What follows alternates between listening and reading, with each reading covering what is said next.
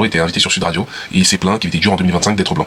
Alors s'il le pense, il est totalement libre avec ça, il n'y a pas de problème, bien évidemment. C'est surtout au niveau de l'argumentaire que je ne suis pas d'accord. Parce que pour étayer son propos, il parle d'un côté des juifs et des musulmans. Ce qui est totalement différent. L'islam et le judaïsme sont des religions blanches, c'est une couleur de peau.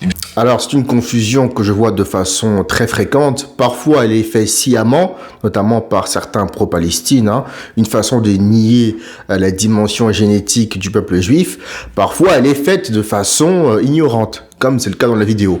Alors, non, le judaïsme n'est pas une religion. À la base, le judaïsme n'a rien à voir avec une croyance.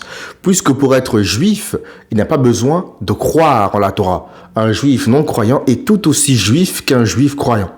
Donc le judaïsme ou la judéité est une ethno-religion.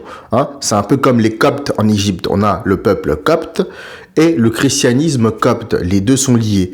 Les Coptes sont un peuple. Un Copte peut se convertir à l'islam, comme Maria la Copte dans la tradition islamique, par exemple. Donc non, s'il vous plaît, arrêtez de faire cette confusion. Non, le judaïsme n'est pas une religion, ou n'est pas qu'une religion. À la base, c'est une ethnie. D'accord ? C'est le peuple juif est une ethnie. Tous les juifs du monde entier partagent les mêmes gènes. Voilà. Et d'ailleurs, le terme antisémitisme vient de là, parce que les juifs sont un peuple sémite. Voilà, c'est une ethnie. Les Sémites sont un peuple originaire du Levant.